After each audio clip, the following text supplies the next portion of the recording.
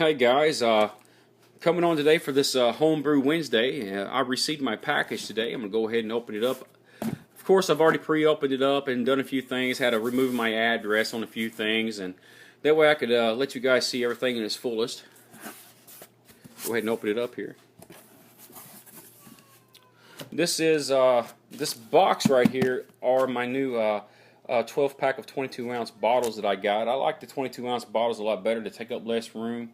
And, well, when I drink beer, I drink 2 of these and I'm done. So that's usually what I do. But this is what I got. This is exactly what is in this order right now. If you want to have a look at that. And this is to make an amber ale, or I guess a type of American amber ale. I did pick and choose these grains on my own. I didn't look at anybody else's recipes. I just went down through the list and kind of thought about what I might like and went ahead and chose that. I got the Safali US 05 yeast because I didn't want to try the Dan Star anymore. I'm going to try this one, see how it goes. The Dan Star seems to have some kind of an issue with it. I don't know what the deal is with it. After 2 or 3 days, it doesn't ferment right. So I'm going to try that until, well, at least this time, and see how it goes. If it does the same thing, I'll probably go ahead and try the Y yeast or Smack Pack. And I got the priming sugars, of course. I prefer this. I don't like the fizz drops that much, but I used the fizz drops in the last beer because it came with it. But I want to go ahead and use this right here in this beer batch. In my Mallard malts, I got Bryce Caramel 80 malts. I got 3 packages of those because I wanted to have a nice dark amber color to it. I also got Willamette hops. I got 1 ounce to put in at the beginning of the boil at 60 minutes. And I got Cascade. I'm only going to put a ½ ounce of this at the end of the boil to the last 15 minutes. And that's for the, I guess, the flavor. And the Willamette is going to be for the bittering. And this here is a good, I believe it's Bryce Pale Malts. And that's 7 pounds of that, so I've got a total of 10 pounds of grain altogether.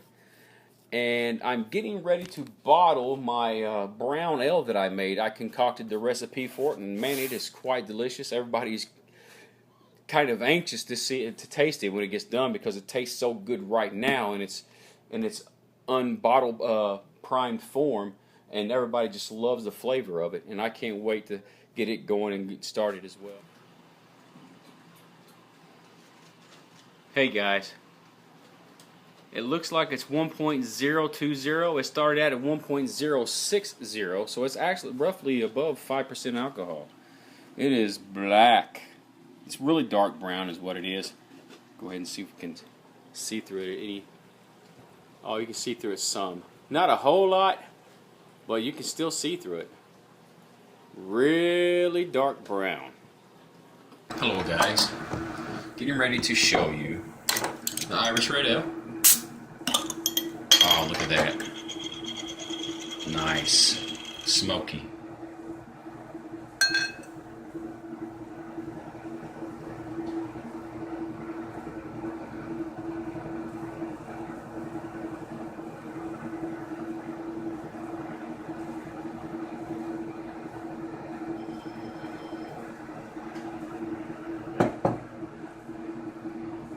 Plenty of carbonation.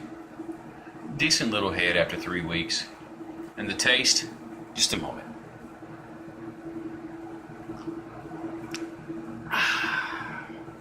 Oh yeah, delicious. I'll be back shortly. I am brewing my amber ale, the one that I showed you previously in the previous video. Well, the previous scene. Showing where I showed you all the grains and stuff. I will be brewing that. That's what this here is here for. I just got through washing it all up. I wash it up when I get done brewing a batch, but I also wash it again before I brew a batch. That way I get no kind of funky taste or anything.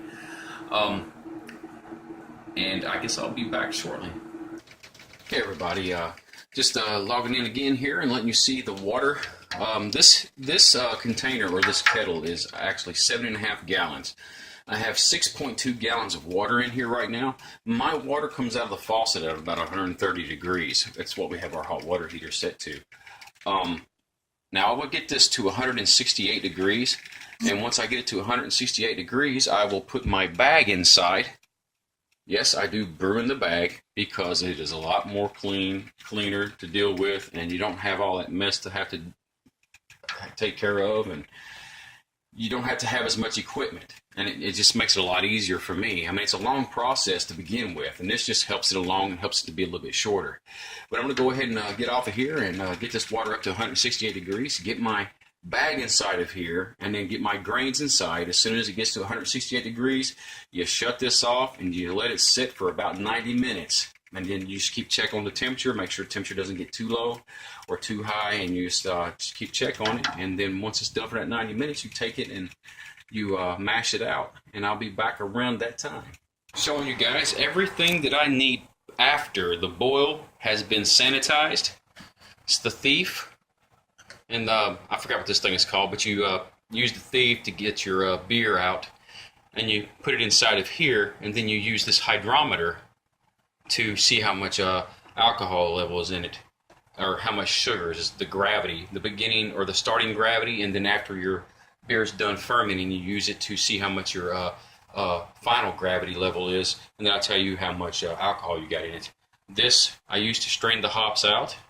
This is sanitized because it goes on top of the beer, on top of the beer fermenter. That way it doesn't cause any bad flavors or germs or anything to get in it to cause issues. My hands are sanitized. I've just got through cleaning these.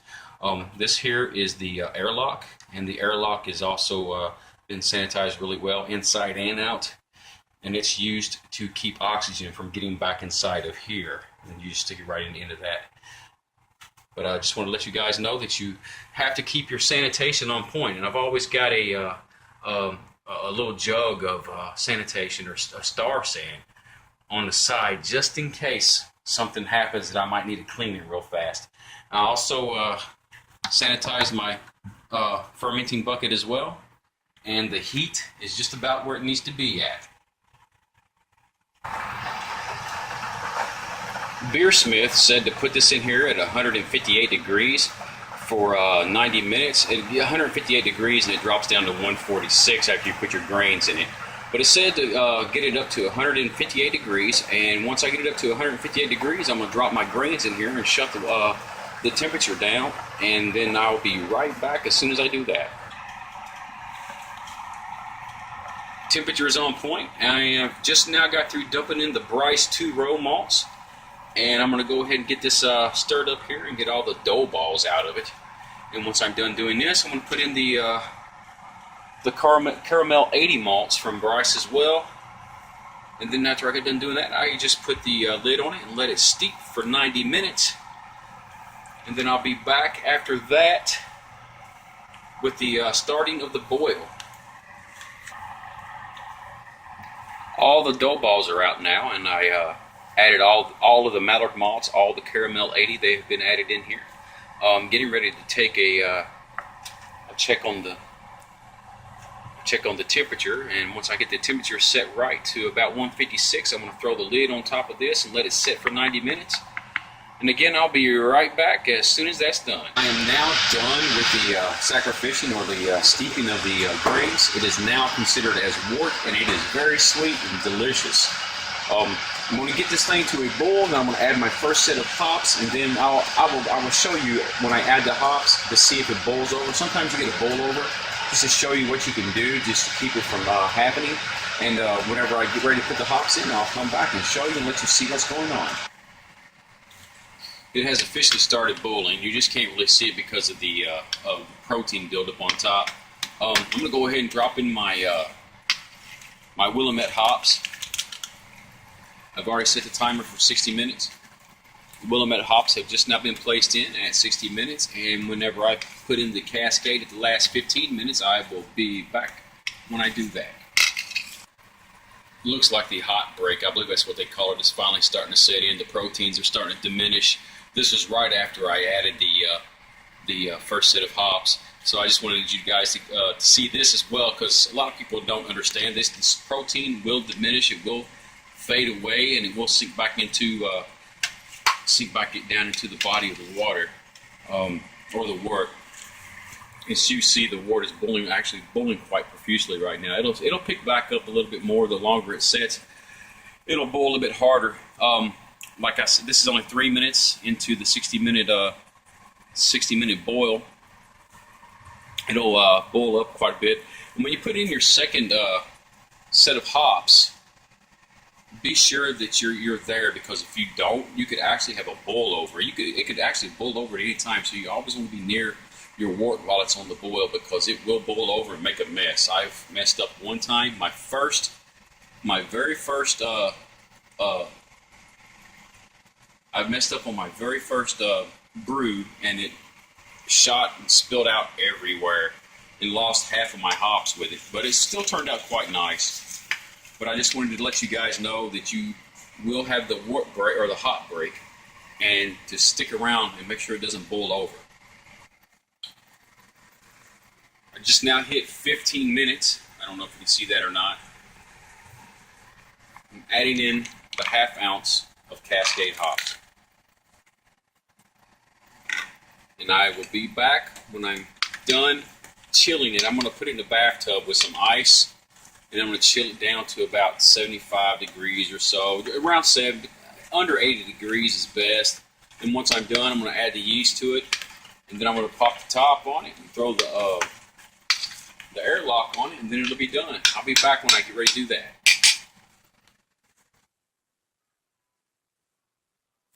Hey guys, it looks as though the amber ale is sitting right at, let me get this thing in focus a little bit, 1.058.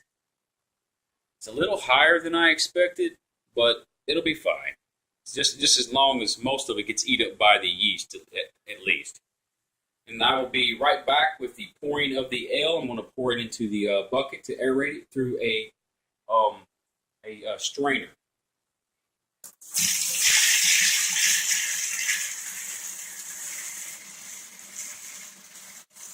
This will help get it really nice and aerated for the yeast, and at the same time catch all the nasty drudge and hops from the bottom.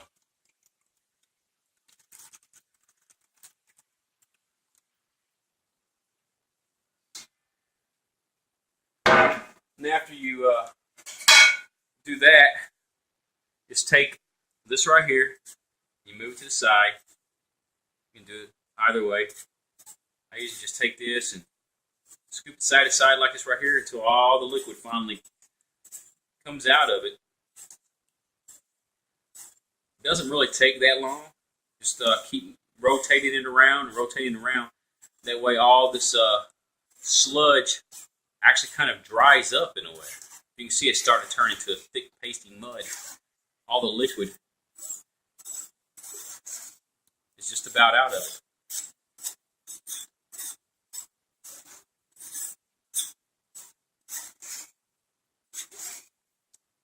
There you go.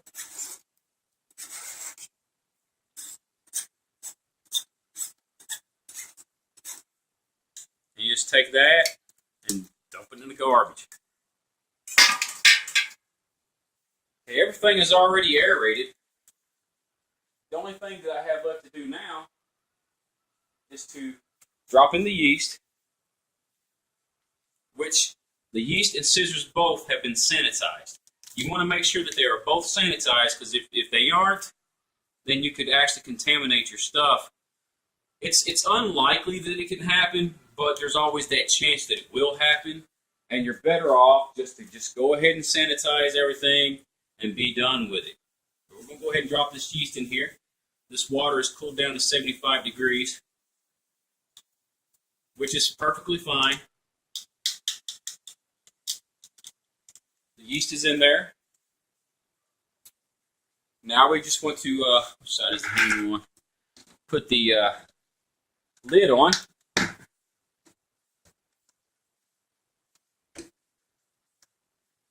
And after you put the lid on, get you a airlock, put some liquid in it. You're better off to put star sand in it. With star sand with some water. Some people put vodka. Some people just put plain water.